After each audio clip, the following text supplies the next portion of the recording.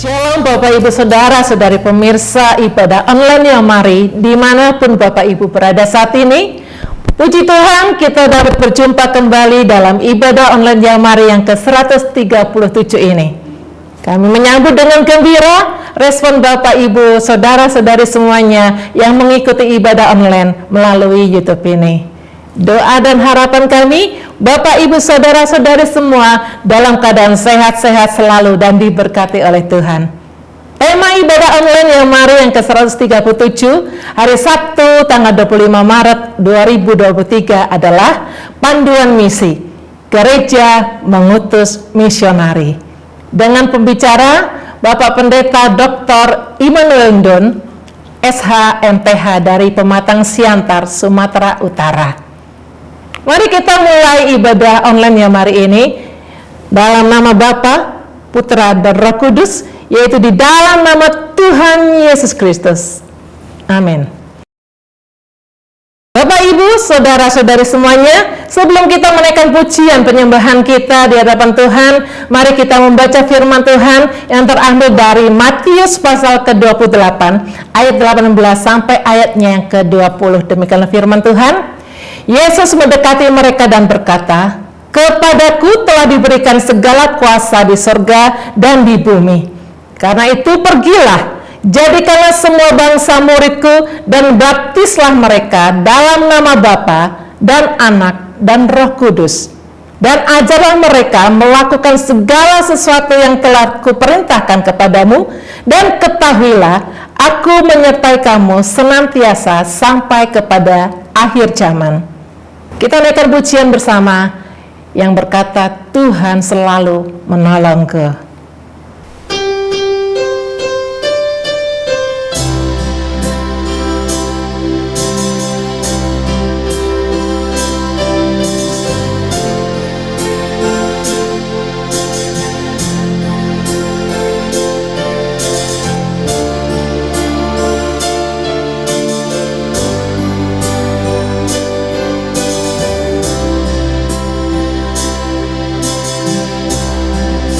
Cinta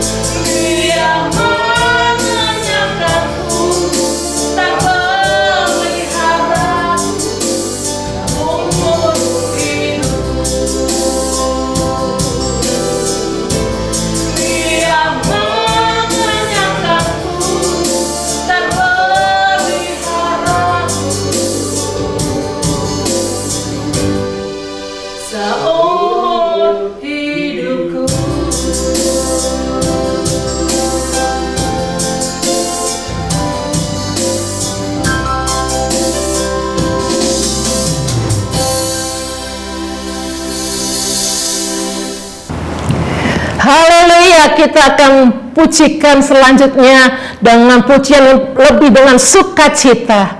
Katakan bersama saya, kita dipilih dari segala bangsa untuk memuliakan namanya. Haleluya.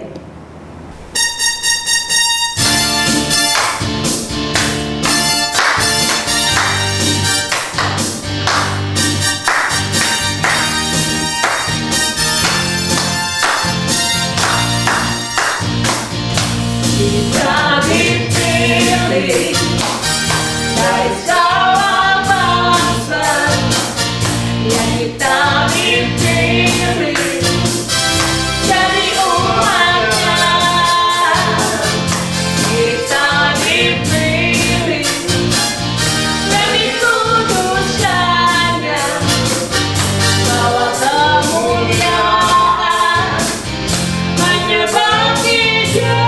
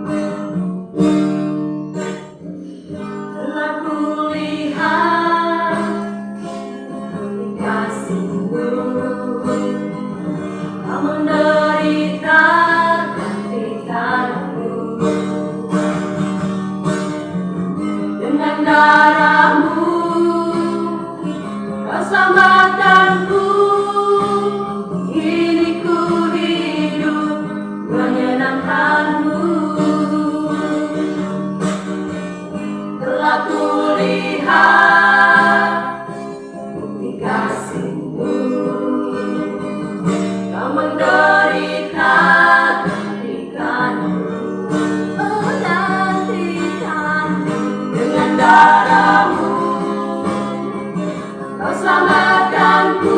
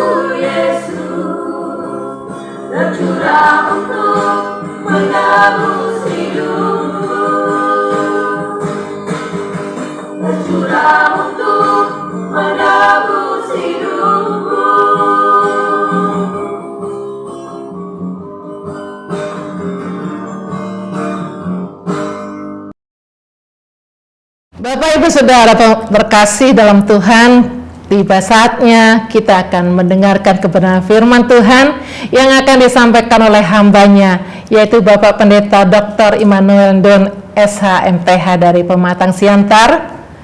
Mari kita siapkan seluruh keberadaan hidup kita, pikiran dan hati kita untuk mendengar kebenaran firman Tuhan. Sambut kebenaran firman-Nya dan arahkan hatimu kepadanya. Naikkan pujian yang berkata, jadikan aku alatmu Tuhan.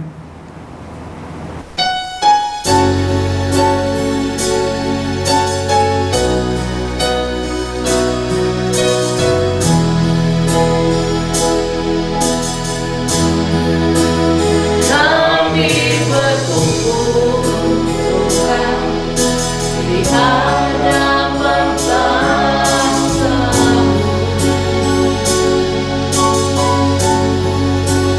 Sujud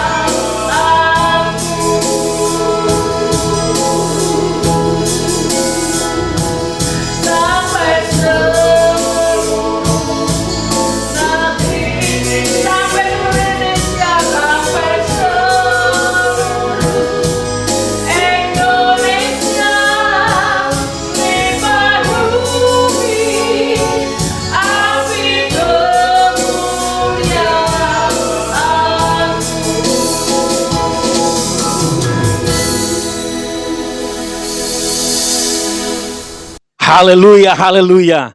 Bapak Ibu rekan Yamari yang kami kasih dalam Tuhan, yang ada di dalam negeri maupun di luar negeri, hari ini secara khusus kita akan masuk pada panduan misi Gereja Pengutus Misionaris.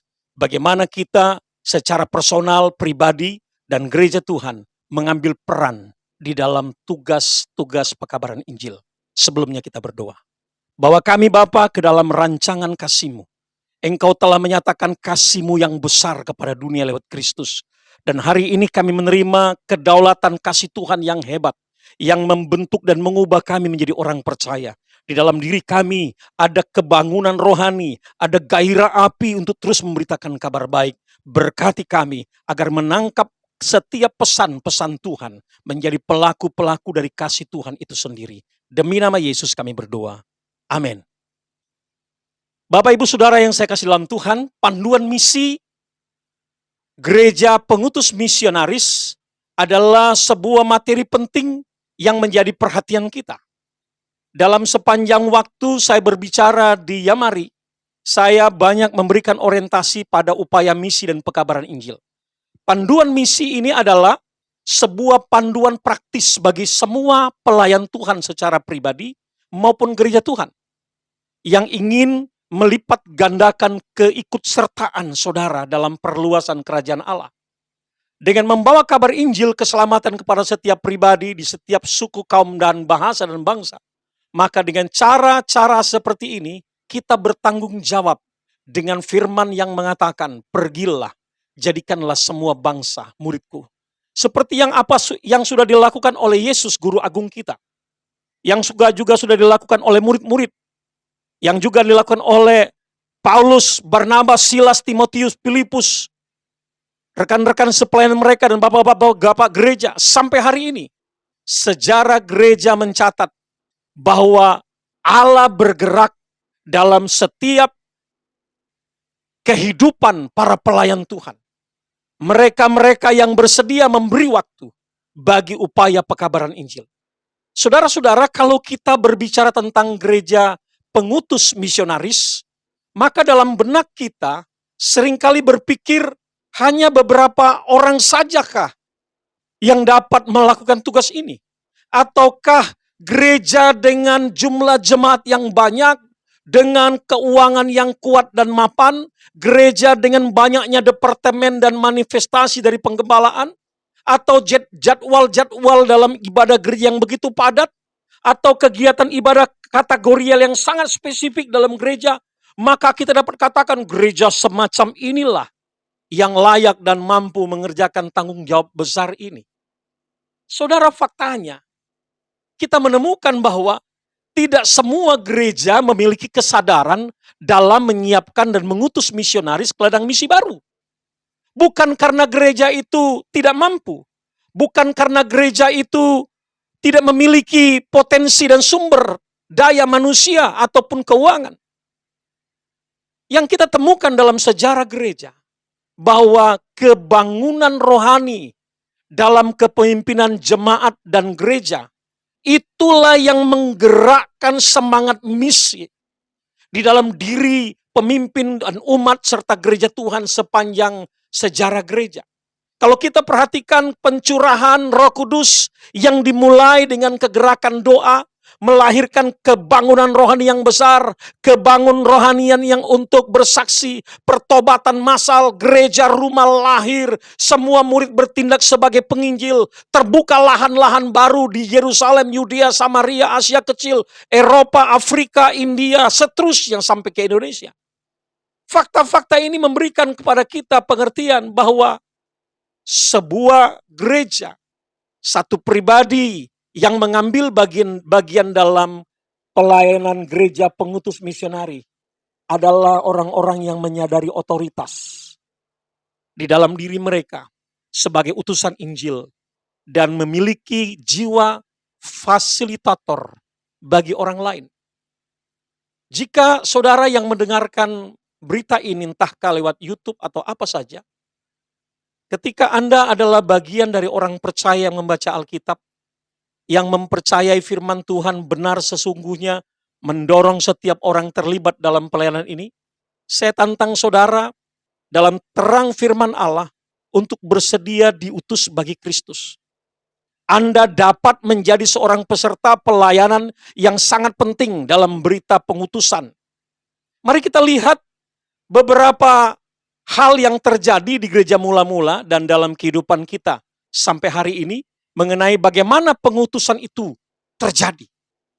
Saudara-saudara yang saya kasih dalam Tuhan, hubungan erat antara misi dan kebangunan rohani adalah dua kata penting yang bertautan. Tidak ada misi tanpa kebangunan rohani. Kebangunan rohani yang dialami oleh orang-orang harus ditindaklanjuti oleh misi. Karena itu gereja berkembang sampai hari ini karena kaitan erat antara kebangunan rohani dan misi. Sejarah kebangkitan rohani dalam sejarah gereja. Sejarah kebangkitan rohani yang dapat menghidupkan kembali gairah bermisi. Seperti yang terjadi di dalam gereja Tuhan sepanjang sejarah gereja. Hari-hari ini kita menemukan masih banyak gereja yang peduli dengan gerakan misi.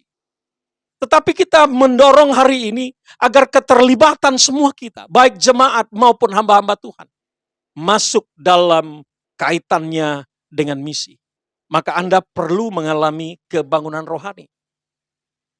Kepada jemaat di Asia Kecil, kepada 7 jemaat di Asia Kecil, Yesus menegur mereka dengan 2 kata yang penting.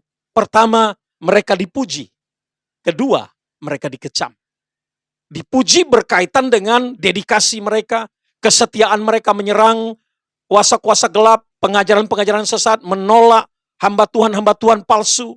Mereka berani menyatakan tidak kepada hal-hal yang buruk. Tetapi pada kecaman-kecaman, mereka ternyata telah meninggalkan kasih yang mula-mula. Dalam bahasa Wahyu disebut dengan kata suam kuku. Ini membuat gereja tidak memiliki gerakan untuk keluar memberikan pengaruh.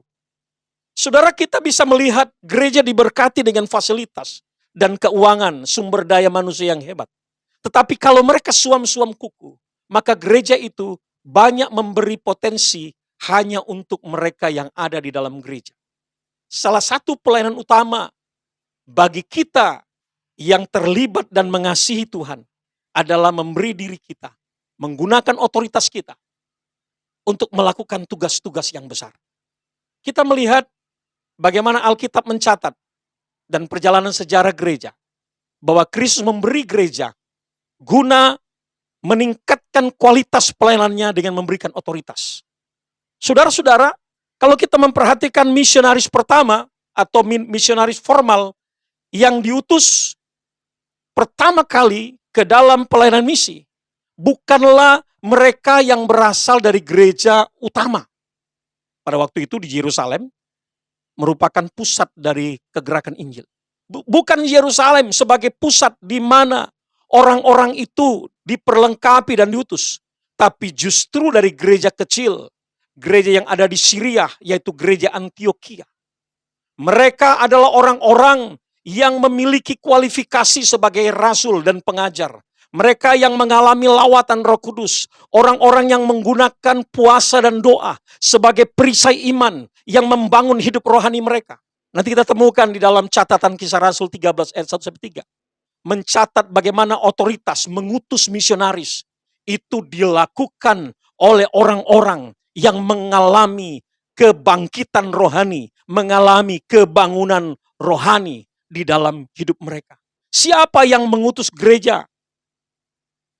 Atau lebih tepat, siapa yang mengutus utusan gereja menjangkau daerah-daerah baru? Justru orang-orang yang menyadari adanya otoritas dan kuasa dalam diri mereka. Kalau kita melihat bagaimana otoritas itu dikerjakan dalam diri mereka, maka kita temukan beberapa hal. Bahwa setiap orang percaya harus bergerak dalam otoritas dan memberikan fasilitas atau yang biasa disebut dengan fasilitator. Orang-orang mereka ini merupakan fasilitator dan mempunyai dedikasi yang kuat untuk memberi ruang bagi daerah-daerah baru mendapatkan pengutusan. Kita tidak dapat menunggu terlalu lama. Kita tidak bisa membiarkan benih-benih itu jatuh dan mati. Firman Tuhan berkata, setiap taburan menghasilkan buah. Dan buah yang matang harus segera dituai. Jika tidak, dia akan jatuh ke tanah dan mati. Bapak, Ibu, Saudara yang kasih dalam Tuhan, rekan misionaris dari Yamari dimanapun Anda berada. Hari ini Anda melihat bahwa ladang yang luas memerlukan kehadiran saya dan saudara. Para calon misionaris yang diutus, mereka adalah orang-orang yang mendedikasikan hidup mereka dengan otoritas yang kuat dari Allah. Kita baca Kisah Rasul 13 ayat 1-3 berkata demikian. Pada waktu itu dalam jemaat di Antioquia ada beberapa nabi dan pengajar, yaitu Barnabas dan Simeon yang disebut Niger, dan Lukius orang Kirene, dan Menahem yang diasuh bersama dengan raja wilayah Herodes dan Saulus. Pada suatu hari ketika mereka beribadah kepada Tuhan dan berpuasa, berkatalah Roh Kudus, khususkanlah Barnabas dan Saulus bagiku untuk tugas yang telah kutentukan bagi mereka. Maka berpuasa dan berdoalah mereka, dan setelah meletakkan tangan ke atas kedua orang itu, mereka membiarkan keduanya pergi. Saudara-saudara, Alkitab mencatat dalam konteks pelayanan gereja lokal di Antioquia, mereka mempersiapkan hamba-hamba Tuhan dengan begitu kusuk dan sangat spesial, di mana para pemimpin gereja, mereka hidup dalam kebangunan rohani tiap hari. Tandanya doa dan puasa yang merupakan kegerakan itu mereka lakukan. Saudara perhatikan, dalam gereja yang kecil itu sudah ada nabi dan pengajar, dan ada 5 orang. Dan mereka ini didoakan dan diutus. Bagaimana cara pengutusannya? Alkitab mencatat dengan luar biasa. Berkatalah Roh Kudus. Kapan Roh Kudus berkata-kata kepada para pemimpin dan umat? Ketika pemimpin dan umat menjadikan doa dan puasa, menantikan waktu Tuhan bekerja, menjadi tempat di mana Allah berbicara kepada mereka. Apa yang Tuhan katakan? Khususkan Barnabas dan Saulus bagiku untuk tugas yang telah kutentukan bagi mereka. Lalu Alkitab berkata, mereka membiarkan keduanya pergi. Dalam bahasa yang lain disebut mereka diutus. Saudara-saudara, ini merupakan informasi kebangkitan rohani akibat doa dan puasa. Otoritas Allah dilaksanakan oleh para pemimpin. Mereka melahirkan pemimpin-pemimpin baru. Dan mereka mengutus mereka ke ladang-ladang baru. Dan kalau kita melihat apa yang dilakukan oleh Paulus dan Barnabas, mereka masuk sampai ke Eropa. Dan Injil sampai ke Afrika, Asia Barat, Asia Selatan, sampai ke Indonesia. Jadi saudara-saudara, permulaan pelayanan Paulus dan Barnabas tercatat dalam Kisah Rasul pasal 13. Adalah pasal permulaan penyebutan Saulus dengan nama Paulus. Terlihat dengan jelas bagaimana identifikasi pelayanan dan karunia Paulus disebutkan. Bahwa dia adalah seorang nabi. Dan dia adalah seorang pengajar. Saudara, kita tidak bisa melepaskan pelayanan saudara dan saya dari Efesus pasal 4 ayat 11-17. Bahwa Allah memberikan kepada gereja Tuhan rasul-rasul, nabi-nabi, penginjil-penginjil, gembala-gembala, guru-guru. Kelima kekuatan penting dalam gereja Tuhan menjadi otoritas yang memberkati dan menyiapkan para pemimpin-pemimpin muda bergerak di ladang misi.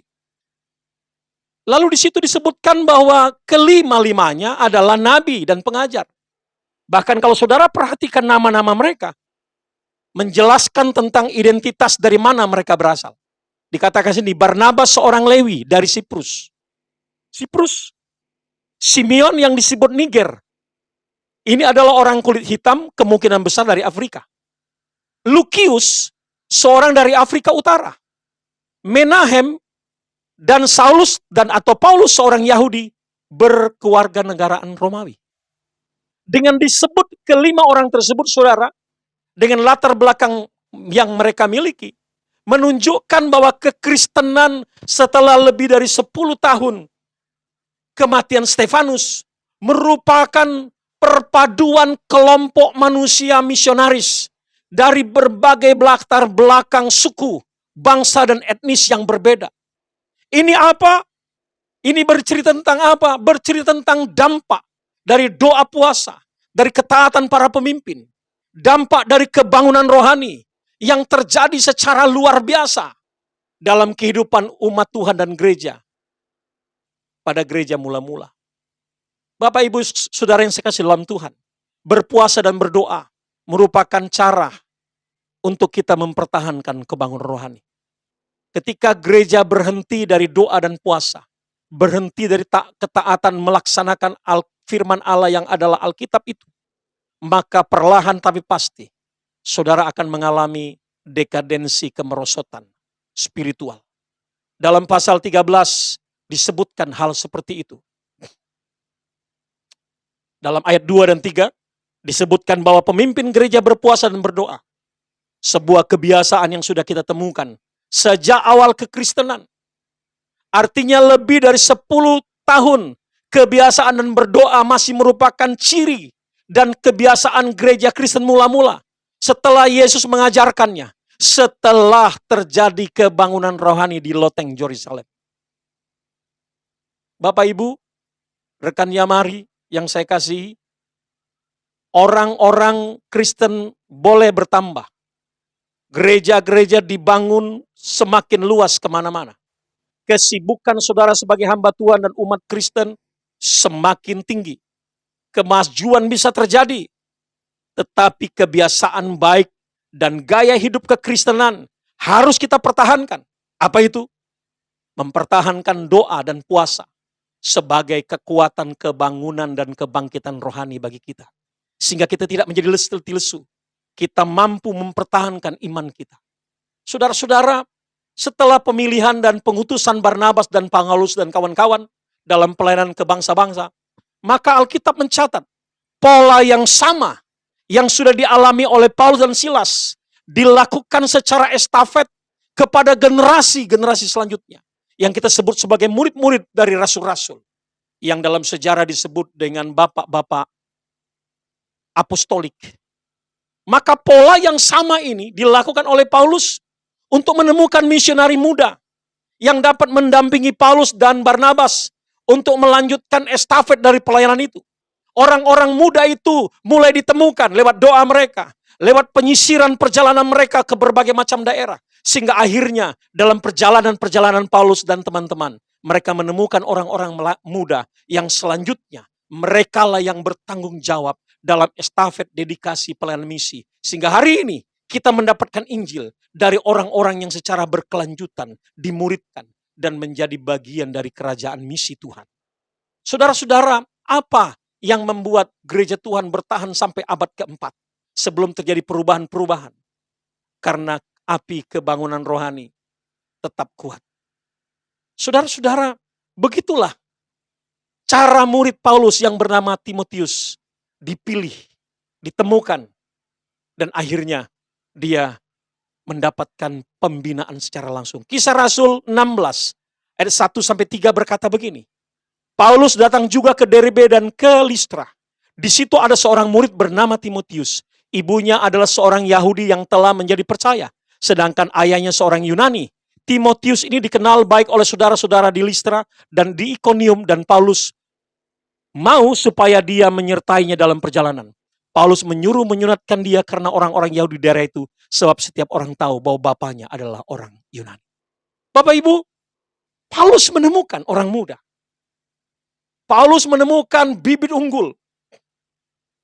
Paulus mendapatkan seorang yang bernama Timotius. Timotius menjadi bagian dari pelayanan Paulus. Kalau saudara membaca dalam kitab Timotius dan kitab yang lain, bagaimana Paulus memberikan perhatian atensi yang sangat kuat kepada anaknya ini. Dia katakan, karena kau ada sakit ma atau sakit lambung, makan jangan terlambat, usahakan cukup istirahat, Usahakan kalau makan, kalau minum dikasih sedikit anggur agar dapat memberikan ketahanan bagi tubuhmu dan seterusnya. Bagaimana hubungan emosional antara bapak rohani dengan anak rohani? Ketika Timotius dipanggil, usianya diperkirakan oleh para teolog sekitar usia 15 tahun. Ketika dia memulai menyerahkan dirinya kepada Tuhan di usia yang sangat muda. Bapak Ibu Saudara yang punya anak, ketika anakmu rindu melayani, jangan tunggu dia sudah lanjut umur. Beri anak-anak dorongan untuk mereka terlibat. Timotius di usia 15 tahun. Timotius menyerahkan hidupnya pada perjalanan misi Paulus yang pertama. Dalam Kisah Rasul 16 ayat 1 sekitar tahun 48. Paulus menyertakan Timotius dalam pelayanan misinya. Pada tahun 49 ketika Kisah Rasul 16 ayat 3 perjalanan misi Paulus yang kedua. Timotius kembali diikutsertakan sebagai tim pelayanan. Saudara bisa bayangkan, dia mulai bertumbuh. Dia mulai mengenal, dia mulai mengerti pelayanan, bagaimana sikap kasih dan sikap hati. Saya sebagai anak pendiri gereja, founding fathers dari sinode kami, bapak kami adalah orang yang sangat kuat dalam semangat misi.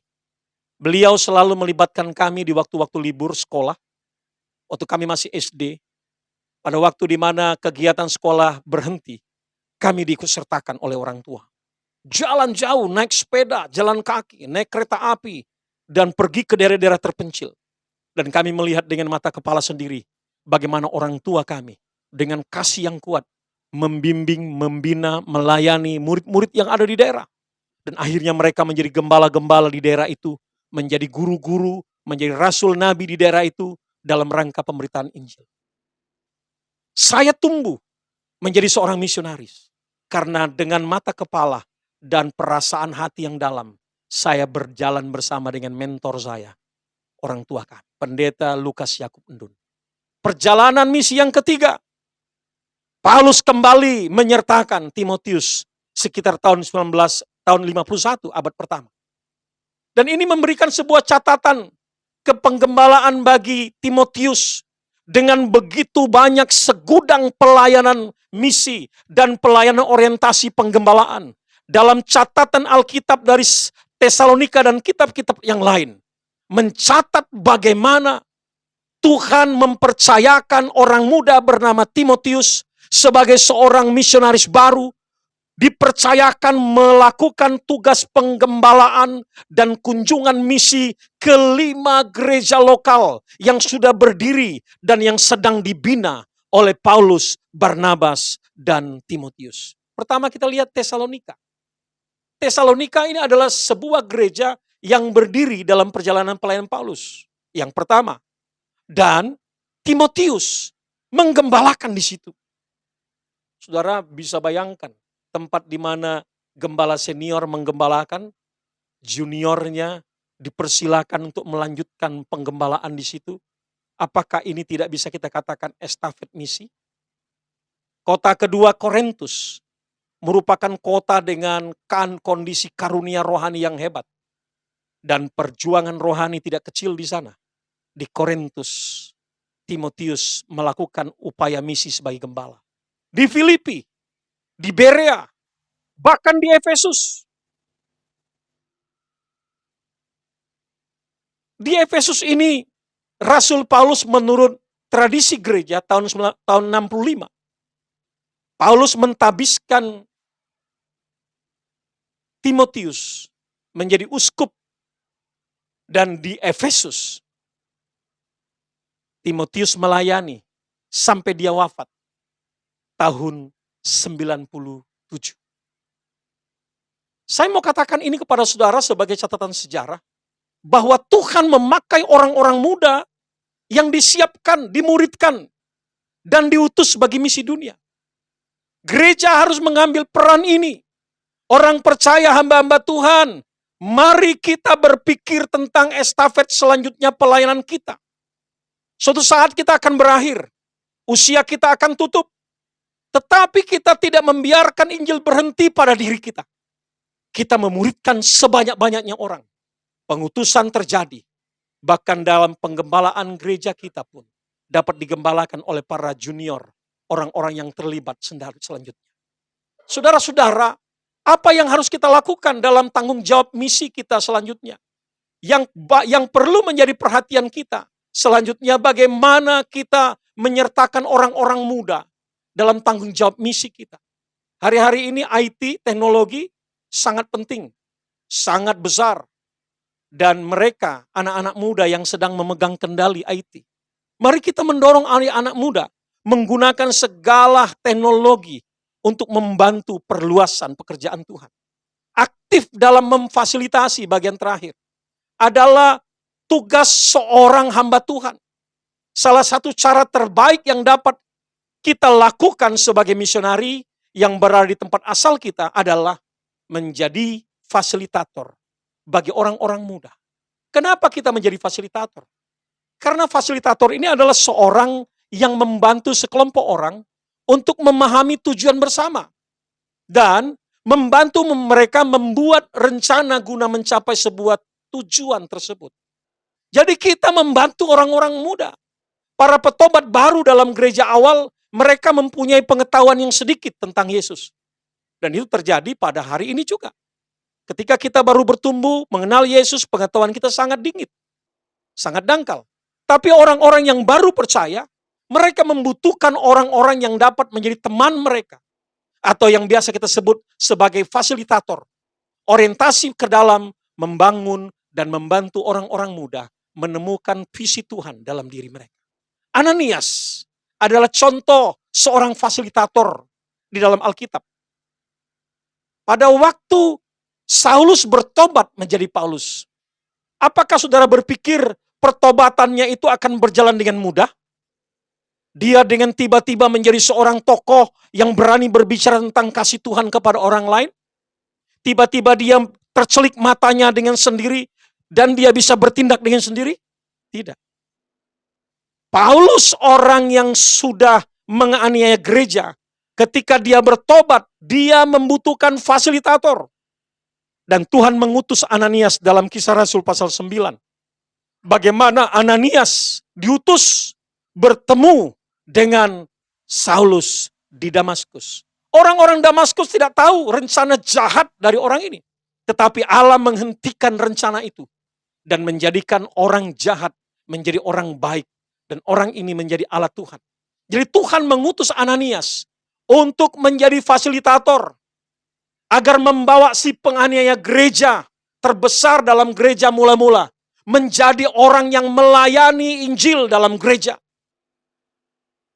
Saudara berpikir Ananias pergi dengan begitu riang gembira?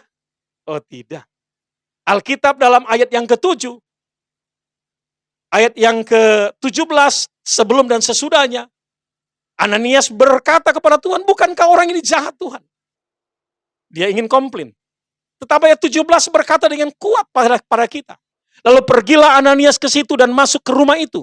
Ia menumpangkan tangannya ke atas Saulus, katanya, Saulus saudaraku, Tuhan Yesus yang telah menampakkan diri kepadamu di jalan yang engkau lalui, telah menyuruh aku kepadamu supaya engkau dapat melihat lagi dan penuh dengan Roh Kudus.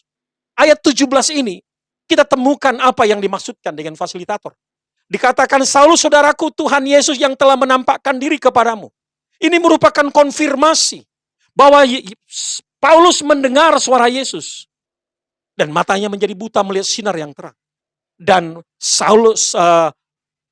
Ananias datang mengkonfirmasi di jalan yang engkau lalui telah menyuruh aku kepadamu,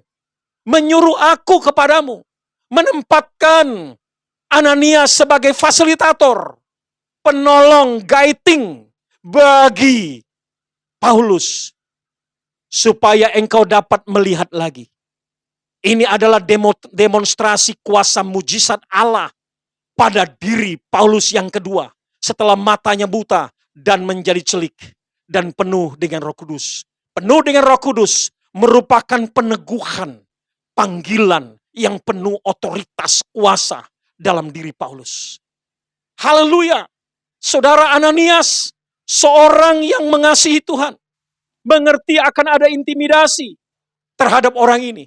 Tetapi dia datang dengan hati sebagai seorang fasilitator. sehingga dia dapat mampu menolong seorang yang lemah untuk menemukan kasihnya yang kuat. Saat Chuck Colson, pembunuh Richard Nixon, penembak Richard Nixon, Presiden Amerika, pada waktu dia menerima Tuhan Yesus sebagai juru selamat di dalam penjara, dia membutuhkan orang-orang menjadi fasilitator untuk menerima dia dengan mudah, menerima dia dengan kasih, masuk ke dalam persekutuan, sehingga dia dapat menemukan kasih Tuhan dalam diri orang-orang yang disebut fasilitator. Mungkin saudara sedang melayani orang-orang yang engkau kasihi di sekitarmu. Dengarkan, Anda sedang melakukan tugas fasilitator, seperti apa yang dialami oleh Saulus lewat pelayanan hamba-hamba Tuhan. Saya tutup dengan sebuah kesaksian yang luar biasa.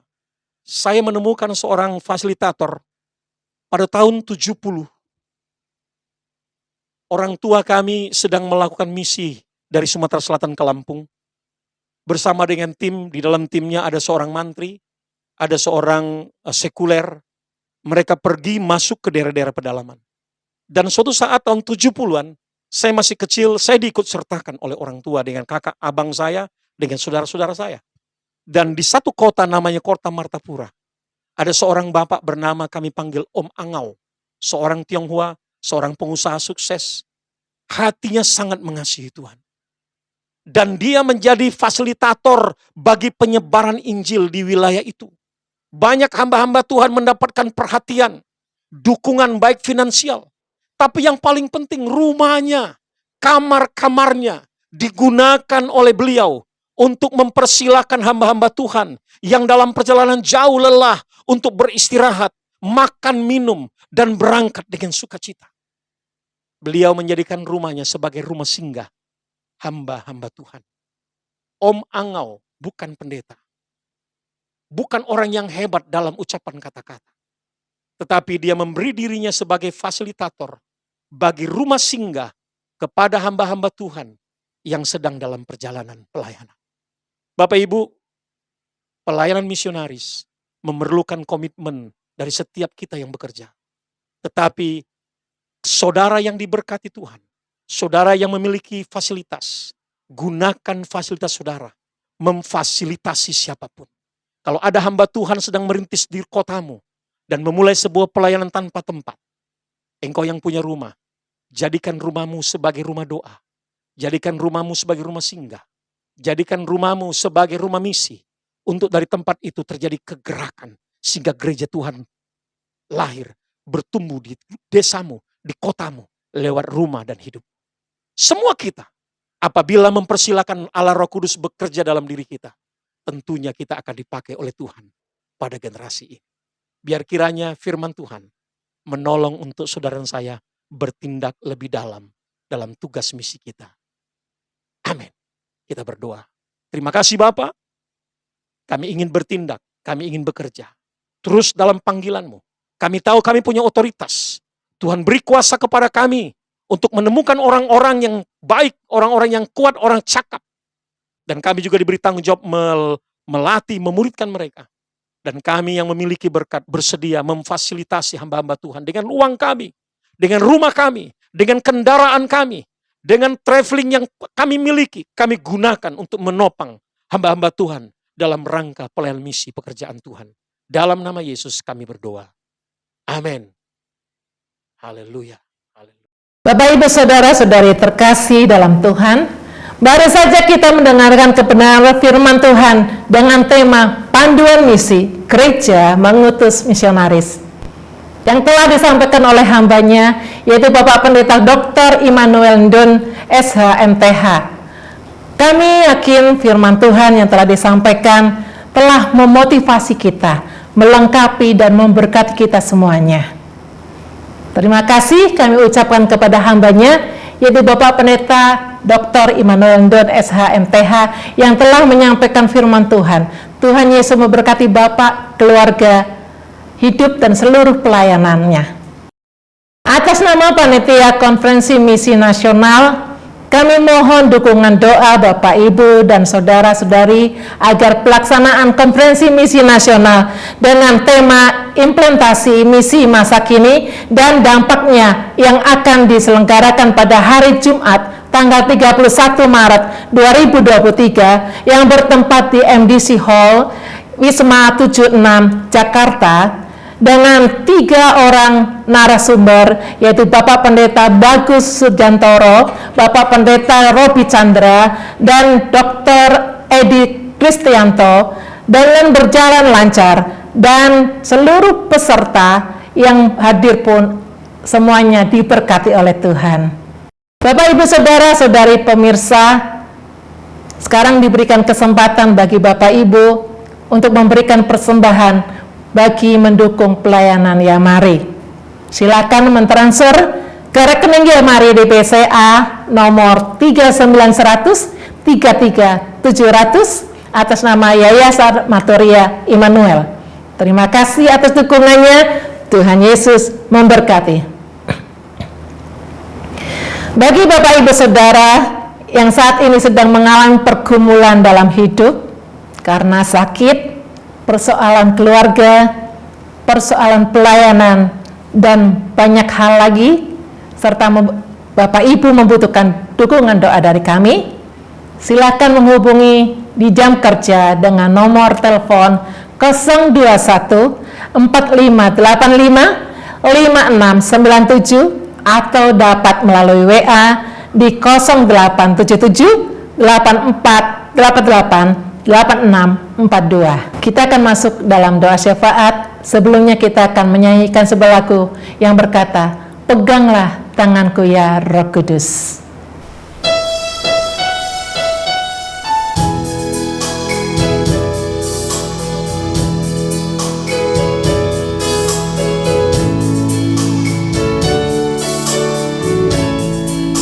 Tak dapat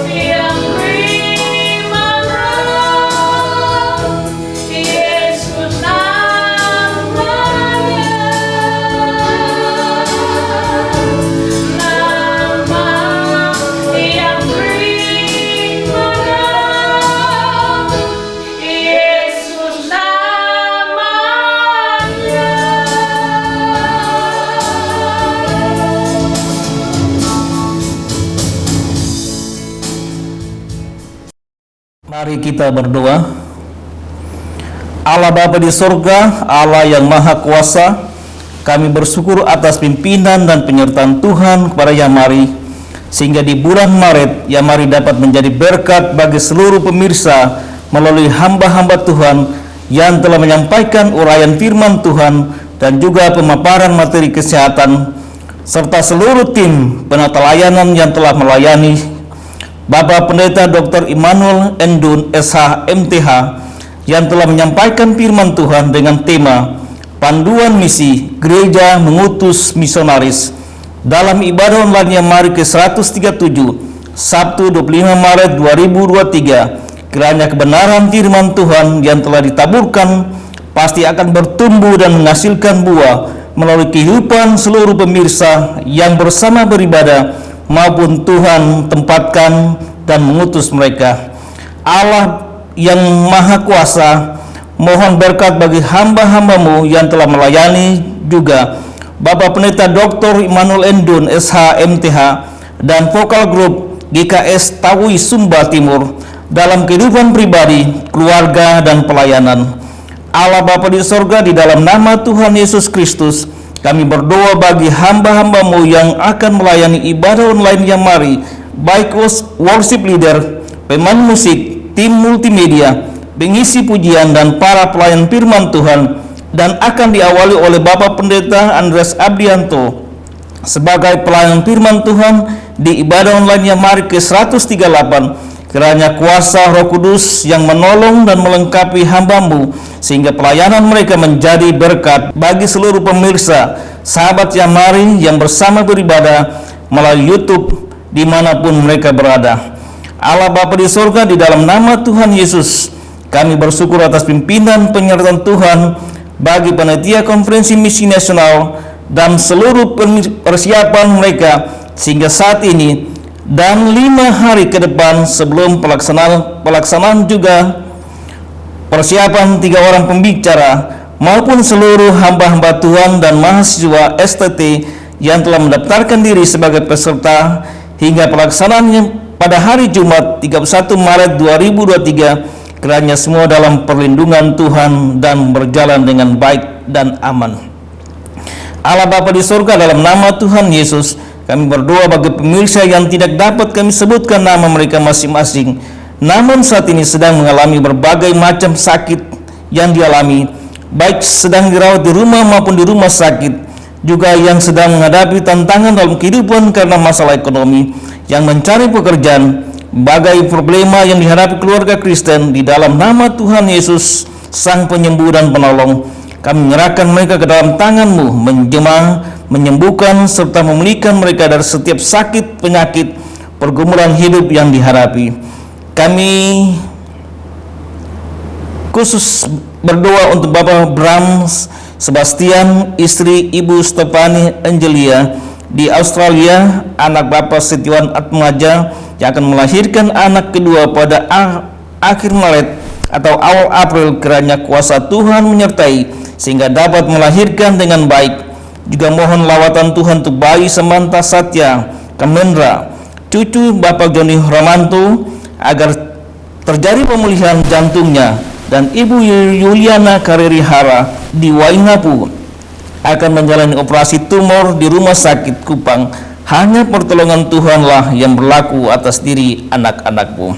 Allah Bapa di sorga, inilah doa permohonan kami dan ucapan syukur kami sampaikan kepada Tuhan, dan kami akan berdoa doa Bapa kami yang Tuhan ajarkan bagi kami.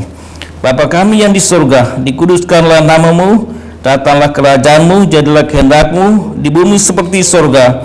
Berikanlah kami pada hari ini makanan kami yang secukupnya, dan ampunilah kami akan kesalahan kami seperti kami juga mengampuni orang yang salah pada kami.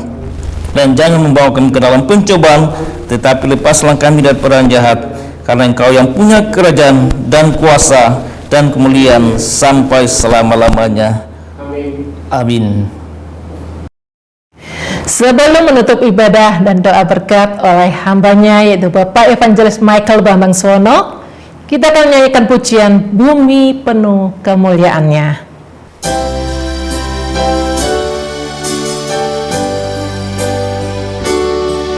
Bumi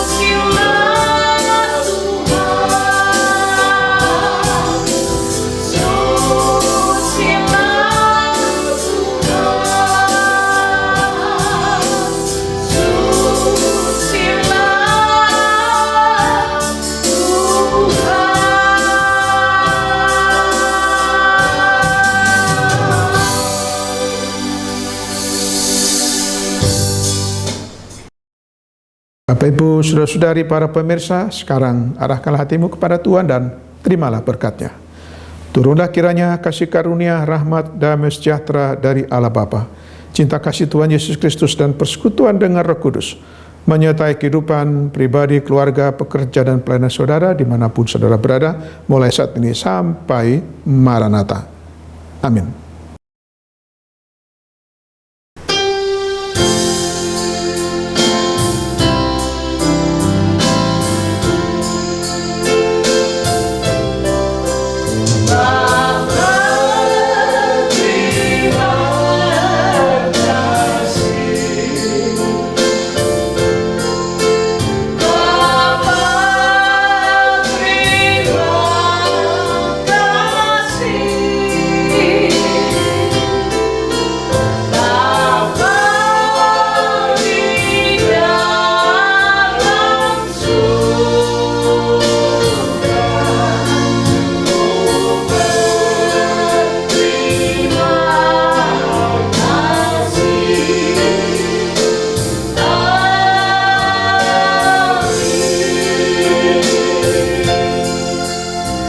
Sampai bertemu kembali di ibadah online yang mari yang ke-138. Tuhan Yesus memberkati.